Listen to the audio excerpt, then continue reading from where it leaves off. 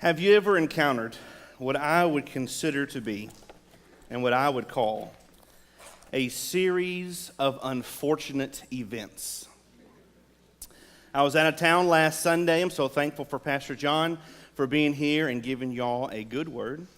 My wife's family lives in Murray, Kentucky, so we decided to go and spend a few days with them for the holidays. And we were going to drive, but we found a really cheap flight. And so if you're unfamiliar with really cheap flights, that means those are the ones that nobody else wants because they're terrible. So we left San Antonio at 5:25 in the morning, flew to Houston, flew to Dallas, flew to Memphis, and then drove 3 hours. So that was the flight, but it was really cheap though, so we were going to do it.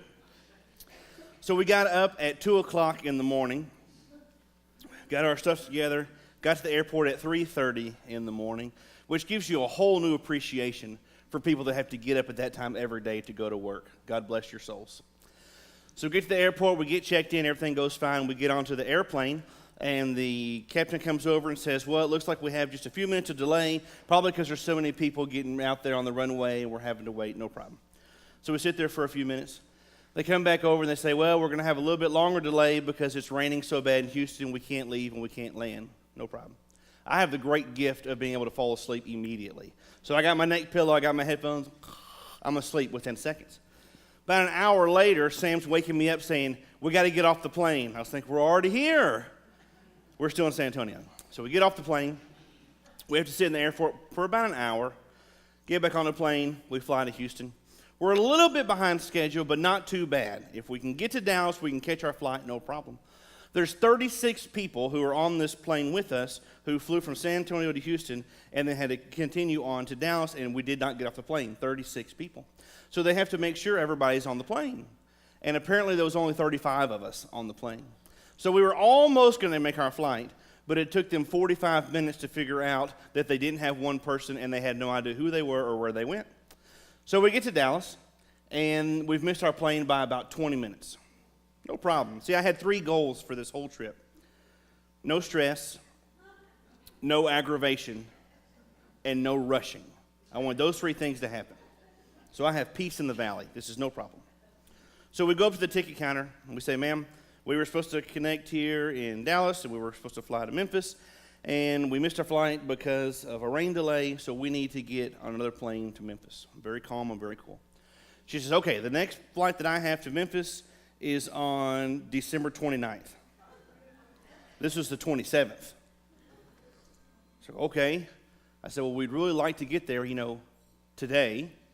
Is there anything else that you have? She goes, well, where are you going? So we're going to Murray, Kentucky. She goes, well, how about Nashville? So that'd be great. That's even closer. We just didn't fly into there because it costs more money, so that'd be wonderful. She said, okay, I have a flight into Nashville at 10:25. Well, it was like 10:05. I go, this is amazing. Praise the Lord. Point me to the gate, and we will be there. She goes, oh, no, sir, that's 10:25 p.m. Oh, my Lord. Do you have anything else? No. Okay, I guess we'll take it. So we go sit down for a minute, and we're thinking, we're going to be in this airport for 12 hours. This is going to be terrible, right? We make it through the day. It's all right. We have to call the rent car thing. We call the hotel. We get all that stuff figured out. Get on the plane at 10:30. Before we got on the plane, we made sure they knew we are going to Nashville. We are not going to Memphis. Please get our bags. We get to Nashville. It's like 12:30, in the morning. We'll go down to the bag thing. We're just waiting. They're carouseling around. No bags. We ask the person, what should we do if our bags aren't here? We need to go over to the baggage claim. I look over the baggage claim, and there's 35 people over there. So apparently everybody that was on our flight, none of us got our bags. They all went to Memphis. So we go stand in line. We get our things. They say, okay, we found your bags. They're all in Memphis. We can get them here transferred for you. Praise the Lord. How long will that take? 12 to 14 hours. Oh, my gosh. No problem. No stress, no aggravation, no rushing. I got it. Okay. So we go down to the rent car place. Mind you, I've called the rent car place 3 times this day. 3 times to let them know, I understand that you close at 1 a.m. We are not going to be there till 1:30 a.m. Will you be there when we arrive? Yes, sir, because you had a delayed flight. We will stay until up to 2 hours past your pickup time, so we will be there until at least 3 a.m. We walk to the rent car place. Shut down. I'm talking about totally closed. Lights off, door on the sign, nobody there. And at that point, you're just kind of laughing, going, you have got to be kidding me, right? So we keep walking around. There's another rent car guy. He can bump into their system, gets us a car. We get in the rent car. It's a 2-hour drive to where we're going. There's no sense in driving 2 hours there and 2 hours back. And so we said, we'll just get a hotel and we'll go to sleep. So by now, it's like 2:30 in the morning. We drive around. There's like 4 hotels right next to each other. I walked in the first one, no rooms. Walked in the second one, no rooms. Walked in the third one, no rooms. Walked in the fourth one. They didn't have no rooms, but they had a friend that probably did have rooms. So they call over there. They have a room. We get over there. I get in. Now it's like 3:30 in the morning. And I walk in. I said, sir, we've been awake for 25 hours. We just need to sleep here for a couple hours. Can we get a deal? He said, yes. I have a room right here. No smoking. $165. I said, no. I said, you don't understand. We're going to be in that room for like 4 hours. Just a small nap. That'll be $165. No problem. Somehow, between those 4 hours that I got in that room and went to sleep, by the time that I got to breakfast, I lost a sock. So I walked to breakfast with a sock on my left foot and no sock on my right foot. So when you've been awake for like 27 hours, you've had a rain delay, you've had a missed flight, you've been in the airport for 12 hours, the rent car place closes down on you, you've lost your luggage, and you lose a sock at the hotel, you feel about like this guy right here. Oh my gosh. Oh. What else could possibly go wrong? And everything worked out. We got our bags the next day. We got a really great deal on a rent car, and they gave us a big van instead. We got a super straight flight home. That was a great time. So everything worked out. Our vacation was wonderful. We just spent time with family. We basically spent 4 days eating and playing games. It was fantastic. Lots of relaxing, no stress, no rushing, no aggravation. But you look at all these things that happen, and we're just reminded that so many times what we have planned is not what happens. So we got to their house exactly 24 hours later than we were supposed to get there. That was not on the plan. That was not on the agenda. There's a man by the name of Robert Burns wrote a book called To the Mouse.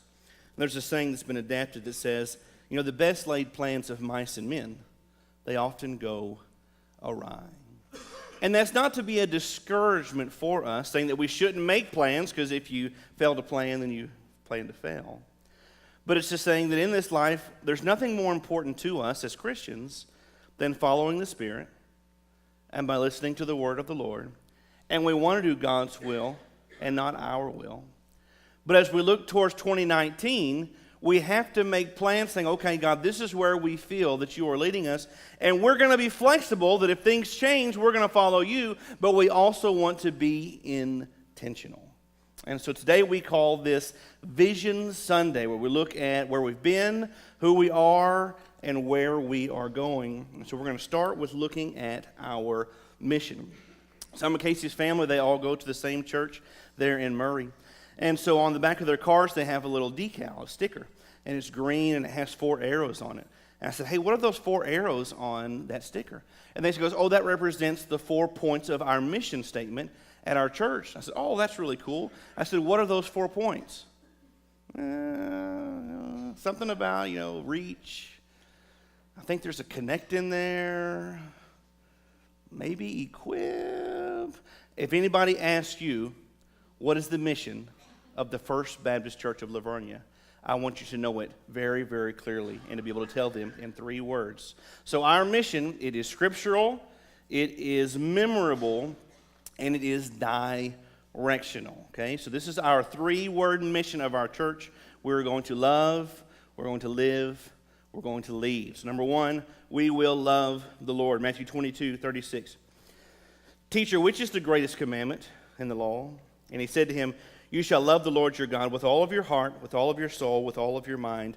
This is the great and the first commandment. That means that no matter what we do in this church, priority number 1 is that we love God through it.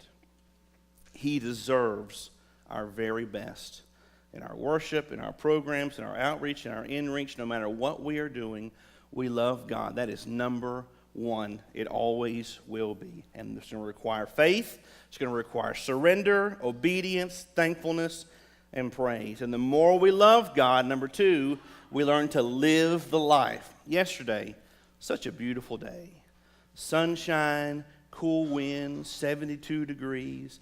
Looked down the back porch. Both of our dogs looked like fainting goats. Just laying out there doing nothing. And we would say, look at them dogs. They are living the life. To live the life that God calls us to live, I believe it looks more like Acts 2:42. And they devoted themselves to the apostles' teaching, to the fellowship, to the breaking of bread, and to prayers. See, this life, we are not meant to live alone or by ourselves. We are created to be a part of a community. And so it says this early church, they paint a picture for us, and it says they broke bread, they ate together, they fellowshiped, they prayed, they studied Scripture, and they did life together every single day. Scripture says we are a part of a body. Each of us has a different part, a different skill, a different ability, and we are always better together. So we live the life that God has called us to, being obedient, faithful, living community, so that we can, number three, lead the lost. Matthew 28, the Great Commission. Go therefore and make disciples of all nations, baptizing them in the name of the Father, and of the Son, and of the Holy Spirit, teaching them to observe all that I have commanded you, and behold, I am with you always to the very end of the age. In this church, we believe in sharing the gospel. We believe in making disciples of new believers. We believe in being testifiers of the goodness of God. So what is our mission as a church? We want to love the Lord and live the life and lead the lost. Love, live, and lead. It's scriptural. We just read the passages. It's memorable. I can remember that. Love, live, lead. Love, live, lead. And it's directional because we start by loving God. And the more you love God, the more you're going to spend time with Jesus. And the more you're going to start living as Jesus lives. And that's going to lead to the place where you're ready to share that good news and that gospel with other people. And when you share it with them, the first thing they're going to learn is to love the Lord so they can live the life, and then they can lead the lost. And then all those people can love the Lord, live the life, lead the lost. So this is our mission. The truth is, I believe that would be the mission of all churches. We all want to love God first and foremost. We all want to live the way that God's called us to live. And we all want to share the gospel. So what makes our church different from other churches? And that's our vision. So your mission is what you want to accomplish. Your vision is how you're going to accomplish it. My friend Jared Allen is pastor of the First Baptist Church in Round Rock, and he always describes it this way. He says, so a mission of a restaurant would be to have really tasty food and make great money. But the vision of every restaurant is different. What kinds of food, the hours they're going to be open, what they serve, what they don't, all those things change. Many people in here have a mission of retiring inspired, right? You want to retire and you want to have plenty of money to provide for your family and to not have to worry about things. And so this is your mission, right? You're going to spend less and save more. But the vision, the way you go about doing that is going to be different for every person. Maybe in 2019, you are going to get healthy. This is the year. And so you're going to eat right, and you're going to exercise, but that looks different for each person. Some are going to go to the gym, some are going to ride their bike outside, some are going to eat nothing but broccoli and chicken, some are going to go on the cabbage soup diet. Everybody's going to do something different, but you have a vision. Here's how I'm going to accomplish that mission. So if our mission is to love and to live and to lead, how will we accomplish that? What way will we go about doing it? And so our vision here at the First Baptist Church, what's our mission again? Love, live, lead. What is our vision? To be a place to grow. We're going to grow three things. First, we want to grow our faith. There are two things that we push in this church that we believe helps to grow your faith. Number one is prayer and scripture reading. There are some basic truths that will never change. If you want to draw closer to the Lord, you have to pray and read your Bible. There's no getting around it. There's no self-help book. There's nothing else that I can tell you to do. You have to pray. You have to read your Bible. To stay alive, you need to breathe and drink water. That's not going to change. You have to pray. You have to read your Bible. And as you do those things, you are going to grow in your faith. Second way we push growing faith here is by having small groups. You can call it a life group. You can call it Sunday school. You can call it Bible class. I don't care what you call it. I just want you to be plugged into one, because in those smaller groups of people, you dig deeper. You ask questions. You discuss. You learn. You stretch your faith. You hear what other people believe. You hear other stories. You hold each other accountable. So we have these small groups, not just to fill up time. It's not to say, well, listen, we got all these rooms and buildings, so we might as well put some people in there. It's because we believe there is an importance in that time to grow your faith. You've got to read your Bible and pray. We want every member to be plugged into a life group. We want to grow our faith. Number two, we want to grow our fellowship. Several times people have come to me and say, you know what? I just don't feel like I belong here at the church. There's so many new faces. There's a lot of new people. It just doesn't feel like it did when it was only 30 or 40 or 50 people. I just don't feel like I belong. And the way that you feel like you belong in a church is by finding your place. I can't tell you what your place is, but I can tell you how to find it. And most of the time you start by using your gifts. Church is about community. It's about family. It's about belonging. It's about serving and encouraging and loving. But you got to find your place. Every person here needs to be in a life group, because you'll find your place there. Every person needs to be serving in children and youth, in ushering, in teaching, in the parking lot, in the kitchen, somewhere, in One Day with God and VBS. Find your place to serve, and that gives you ownership and you belong. Think about what your gifts are. What has the Lord gifted you to do? And start there. I'm really good at fixing faucets. We'd love to have you on House and Grounds to help us fix faucets. I'm really good at cooking cobbler. We'd really love for you to be here every Tuesday morning to cook cobbler for the staff. That'd be fantastic.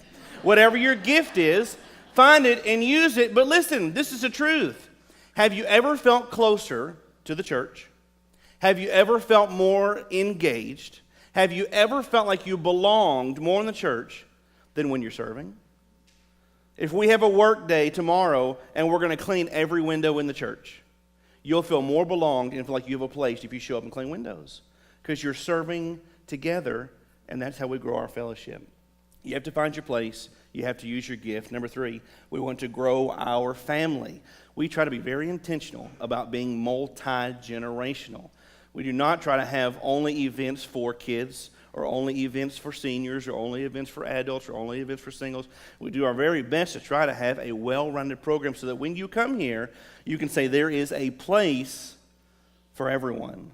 There's a place for great-grandpa, and there's a place for great-grandbaby. So we want to grow our family by being multi-generational and by being the church that leaves the building. We don't want to be the church that sends a smoke signal that says, hey, y'all come on in here. We want the church that walks out these doors, finds the lost, and brings them back in here so we can tell them more about Jesus. We want to be a place to grow. That's our vision. That's how we're going to love, live, and lead, is we're going to grow our faith, we're going to grow our fellowship, and we're going to grow our family. 2 years ago today, the first Sunday of 2017, I shared with you our mission, the 3 points, love and lead, and I shared with you the vision of being a place to grow, that we're going to grow our faith, our fellowship, and our family. I also shared with you what the Lord led me to believe was the future of our church, that God took me in a dream to our land on 1346, and he showed me those huge rocks that are in the back there, and upon one of them he inscribed, upon this rock I will build my church. He took me to the front of that land, and we had a large sign that said for sale by owner. I saw that sign coming down, a new sign going up saying future campus of the First Baptist Church of La Vernia. He brought me back over to this current facility here, and I saw our fellowship filled with kids eating goldfish and peanut butter and jelly sandwiches and learning about Jesus and singing songs to the Lord and coming over here to the sanctuary and having chapel. And I felt the Lord saying that we were going to have a KDO here one day and that we would have possibly a private preschool beginning. And the Lord showed me these things, and so on that day, I shared those with you, and then we began to pray, and we began to look for what the next steps would be. 1 year ago today, January 2018, our church had just recently voted to build a new campus on 1346. We began the process of searching for an architect and for a capital campaign company that would help us to raise funds. We began planning to start a KDO at our church so we could instill Christian values in the hearts of kids in our community. We were interviewing for a full-time preschool and KDO director to oversee these areas, and our search team was working to find the man that God would call as our next worship pastor. That's where we were 1 year ago today. Now today, we are no longer searching for our architects, but God led us to them in Powers Goolsby. We love these godly men. They have no other greater mission in this life than to build and design churches for God's people to gather and worship and to reach out into their community. And so far, they have designed for us an external rendering. We have a picture here. This was put out during our Time to Grow campaign. And so this, if you can imagine sitting, something looks like this, on 1346 across from the intermediate school. What is beautiful about this image to me, and what I love, is that this catches your eye. I kid you not, 3 weeks ago, I encountered a man, I'd say he was probably 75 years old. And he says, "Hey, tell me what church you're at again." I said, "I'm over at the First United Methodist Church, right across from the school." I'm just playing. I said, "I'm at First Baptist Church." Look at him. So I'm at First Baptist Church in La Vernia. He said, "Now could you tell me where is that church located again?" He's lived in La Vernia 40 years. 40 years! And has no idea where our church is. There will be nobody that will wonder where the First Baptist Church is when this church sits on 1346 and people drive by it every single day. It's true that there is power in just being visible, because people have to know where your church is at, and you got to have room for the people to come. So this is the external rendering that they have drawn for us, and then they've been working on a floor plan for us here. And a lot of this you've seen in some of our material that we've put out, but the basic idea is that we will first build a multi-purpose building, and so it will have wings in it. And so we'll have, a section here that will seat 400 people at one time for worship or for large meals. We'll have tables out here in this foyer area. This will be the entrance with a large gathering. We'll have a welcome area here. This is for our children's wing. This would be our preschool wing. This would be our youth wing. We have adult classrooms here, multi-purpose rooms here, and then we have offices back here in the corner. The next step in this process, it will start to have meetings, talking about what's the next step. What exactly will this look like? We'll give you times to sit down and talk to Power Schools. We say, well, how come this room is here? Or how come this bathroom? Or what about this? Most of those things have been talked through, and there's a reason for them. So we'll have meetings as a church, and we'll say, hey, we're going to sit down and talk about this floor plan. We're going to sit down and talk about what we do next as far as financing and funding this new project and where we go from here. The Lord led us to impact stewardship. So we're not talking about doing a capital campaign. We have done a capital campaign. The Lord's great favor. We have almost $2 million pledged towards our new campus. We have almost $300,000 sitting in our building fund as is. And so we see the Lord's providence, and we see that we're moving forward with that. 1 year ago, we were planning to start a KDO. It has begun. And so if you haven't seen, here's our KDO logo. They're fixing to start their third semester. It's been a great blessing. We're not looking for a KDO director. We have a KDO and a preschool director, and she's amazing. She's done so great overseeing this area of our church. We have been looking for a worship pastor. Praise the Lord. Next Sunday, we have a worship pastor candidate that's going to be here on this stage leading worship in both services, and then we're going to vote on whether or not he is the man that God is leading to our church. We've seen growth this last year in our membership, in our baptisms, in our staff, in our outreach, our inreach, our faith. Praise the Lord for all that he's doing in our church, and I really believe that 2019 will be the best year that our church has ever had, because we're going to be Spirit-led and we're going to be intentional. One of my greatest privileges and responsibilities as pastor here to me is to break open the Word of Life on Sunday mornings. So I want to give you a picture of where we're going in 2019. So if you're taking a 3-month vacation, you can pick which months that you want to take off. In January, starting next week, we're going to finish up our Written and Read series. We got a little bit behind because we took 6 weeks to do our capital campaign. So we have 4 or 5 messages left. So we'll finish up walking through the Sermon on the Mount, January, and the first Sunday in February. Starting February 17th, going through the end of March, we're going to do a series called Disciplines. And we're going to look at the spiritual disciplines that we should be practicing and learning about in our faith walk, like prayer, scripture reading, silence and solitude, worship, service, giving. This one hurts a little bit. Self-denial. Beginning in April, we're going to walk through one called wilderness. Examples in Scripture where people feel lost, alone. They are in a dark place and don't know how to find their way out of it. So we're going to look at people who were in the wilderness, how they got there, and how the Lord led them away from it. We're going to look at Abraham, at David, Job, the prodigal son, Elijah, the Israelites, even Jesus. Starting in June, we're going to do a series called Rebuilding. This will be a quick study through the book of Nehemiah, saying what it takes to rebuild what has been destroyed, how to have the faith to take bold steps and trust the Lord.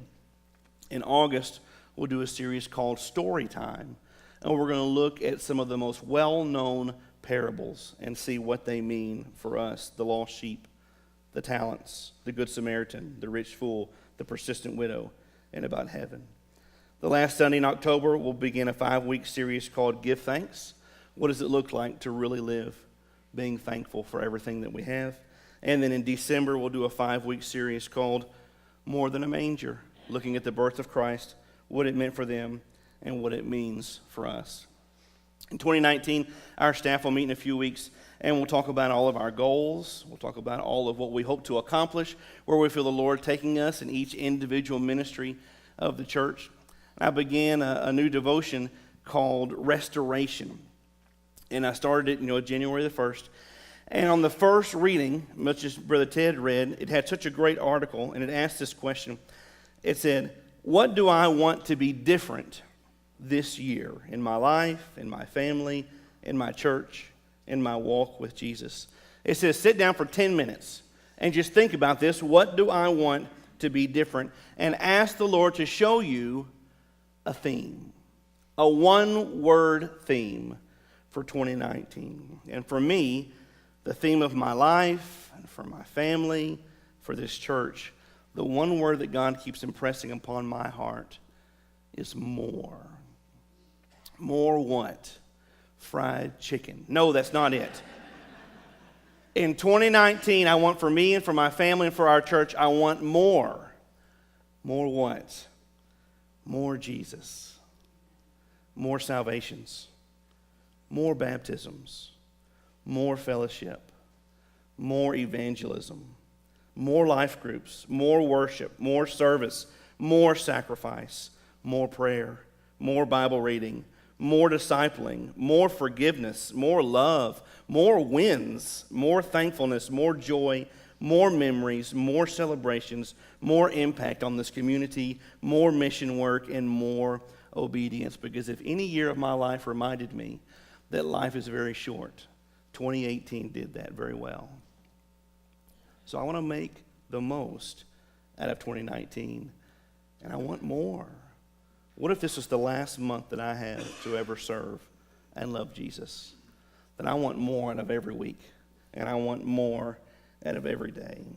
Pastor, that sounds great. I want more too, but I don't even know what God's will is for my life this year. How can I ever get more if I don't even know where to start? When we were in Kentucky last week, I was able to go. I love to go to church at other places just because I very seldom get to do that. So we went to visit the First Baptist Church downtown. While we were there, the pastor shared an illustration that I firmly believe I was there so that I could share it with you today. And he said he learned this illustration from Greg Mott, and he's the pastor at the First Baptist Church in Houston. He said years ago, on April the 15th, 1912, there was a British passenger liner. You may have heard of it. It was called the Titanic. He said it struck an iceberg on its maiden voyage, and it sank in the North Atlantic Ocean. And upon this vessel, there were very many wealthy people and several millionaires. And one of the millionaires that was upon this boat was named Arthur Godfrey Peuchen. Mr. Peuchen was sitting down for dinner. As he began to move about the boat, he heard from one of the statesmen that they had struck a glacier. So he ran to his room in a last moment of panic to grab what he could take with him before they got off the boat. And I think about that, you always ask trivia questions and say, if your house was on fire and you had to go in, you could only grab 3 things. What 3 things would you grab? People and animals don't include anything. Oh, I'd grab this, I'd grab that, I'd grab that. So you imagine this scene, you think this may be the last time that he ever has a moment to grab anything of value to him. What would be the most important things in his room that he would grab? What could he not live without? What has the most precious value? And he grabbed not 1, not 2, but 3 oranges. That's what he grabbed. He made it to the lifeboat, and he survived. So Greg Mott, he read that story, and he thought, in this moment of panic, this moment of fear, when you are faced with real reality that life may go on or life may end, and you have one opportunity to grab what matters most, he grabbed 3 oranges. Now, what's amazing is that in this same room, in his safe, he had about $300,000 in jewels, stocks, and bonds, and things like that, which if you were to translate $300,000 in 1912 to $300,000 today, it'd be about $7 million. So $7 million are in the room, but he didn't grab the money, he didn't grab the gold, he didn't grab the jewelry, but he grabbed these 3 oranges. So he says, if we want to know what God's will is for us, he goes, this is what we call the 3 oranges of God's will. The most important things that God wants for each and every one of us in 2019. The first orange of God's will is that we would know him. There is nothing that you can do in 2019 more important than knowing Jesus more. If you have never given your life to him, if you have never chosen to follow him as Savior, I beg you, would you do it today? There is nothing more important in this life than choosing him to be your Savior. This is number 1. What is God's will for me in 2019? There's nothing more important than knowing Jesus. That's number 1. Number 2. He wants you to grow. He wants your faith not to be in a place of stagnancy, but he wants it to be in a place of maturity. He wants you to love him more, to know him more, to serve him more. There's nothing more important. Not eating broccoli, not going to the gym, not saving $10 million, not playing baseball, not watching the Super Bowl. There's nothing more important than knowing Jesus, growing in Jesus, and then showing Jesus to a lost and a dying world. This is what our mission looks like as a church. We love God first and foremost so we can live a life to share his love with other people. If you want to know God's will for you in 2019, start with these 3 things. Number 1, you must know God. Number 2, you must grow in your faith by reading your Bible, by spending time with him, by serving, by loving, by giving, by forgiving, by making your life look a little bit more like Jesus every day and a little bit less like yourself. And number 3, he wants you to show his love to a lost and to a dying world.